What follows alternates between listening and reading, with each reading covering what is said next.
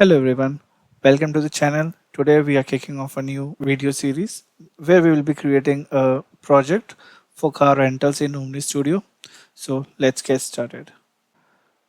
Let me give you a brief about this project. In this project we are going to create a guided flow in OmniStudio. That is, we'll be creating an OmniScript. There will be displaying a list of available cars. User will be able to select one of them. After that, user have to fill a form with his details. Once both of the steps are done, we'll show a summary page where all the details will be displayed once again for the confirmation, and at last the booking will be confirmed. Let's move ahead and see the steps.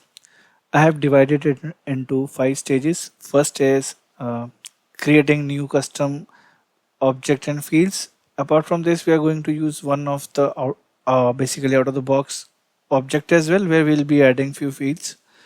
After that, we'll upload the data for cars to display in the listing, and we'll create an OmniScript to display all of these details, the car details, and also we'll create a form to capture the user details as well. At last, we are going to show the summary, and once it is done, we'll save all the information, confirm the booking, and then the user will be redirected to the details page. So let's get started with the development.